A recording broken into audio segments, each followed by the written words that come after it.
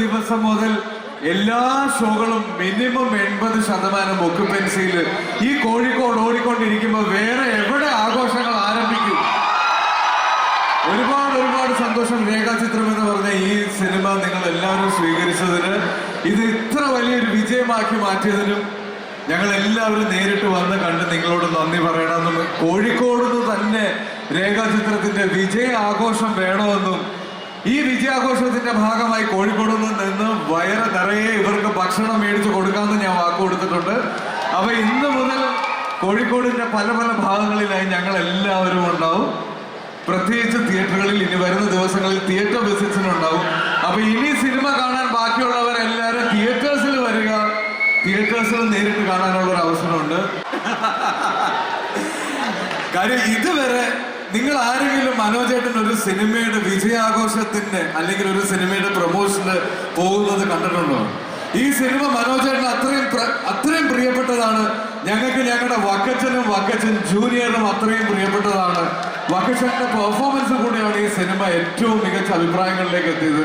നിങ്ങൾ എല്ലാവരും ഞങ്ങളെ കാണാനും ഈ വിജയാഘോഷത്തിന്റെ ഭാഗമായിട്ട് ഇവിടെ എത്തിയതിൽ ഒരുപാട് നന്ദി പറയുന്നു. അത് ഈ 2025 ആസിഫിന്റെ കൂടെ അഭിനയിച്ച പടം ഞാൻ ഇവിടെ ദുൽഖർ മുതൽ പ്രണവ് മുതൽ പൃഥ്വിരാജ്, നിവിൻ പോളി, ടൊവിനോ എല്ലാവരും കൂടെ അഭിനയിച്ചു. ഷാസിയുടെ കൂടെ ഞാൻ ആദ്യം അഭിനയിച്ചപ്പോ ഇതിനകത്ത് വേണം.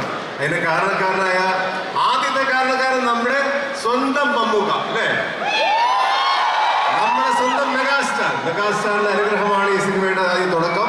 അതിനുശേഷം നമ്മുടെ കപ്പിത്താൻ, അദ്ദേഹത്തിന്റെ ബ്രില്യൻ്റ് ആയിട്ടുള്ള നറേഷനാണ്, സ്ക്രിപ്റ്റിനെ മറികടക്കുന്ന നറേഷനാണ് ഈ സിനിമയുടെ ഏറ്റവും വലിയ വിജയം. ആസിയുടെ അപാരമായ പെർഫോമൻസ്, അനശ്വര കലക്കി പൊളിച്ചു.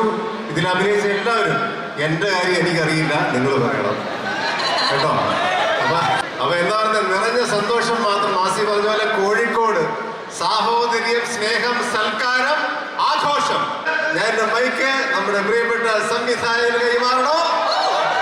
ഒരുപാട് സന്തോഷമുണ്ട് ഇങ്ങനെ ഇത്ര വലിയൊരു ആൾക്കാരുടെ മുമ്പിൽ ഈ സിനിമയുടെ ഒരു സെലിബ്രേഷൻ 3-ാം വാരത്തിൽ ഇപ്പോഴും 200ഓളം തിയേറ്ററുകളിൽ കേരളത്തിൽ ഓടിക്കൊണ്ടിരിക്കുകയാണ്. ഇന്ന് ഒരാഴ്ച കഴിയുമ്പോൾ തിയേറ്ററിൽ ആൾ കയറാത്ത സമയത്ത് 3-ാമത്തെ ആഴ്ചയിലും ഇന്നും ആളുകൾ നന്നായി കയറിക്കൊണ്ടിരിക്കുന്ന കോഴിക്കോട് ഉൾപ്പെടെ എല്ലാ സിറ്റീസിലും ഗ്രാമങ്ങളിലും നന്നായി ഓടിക്കൊണ്ടിരിക്കുന്നു. ഒരുപാട് സന്തോഷമുണ്ട്.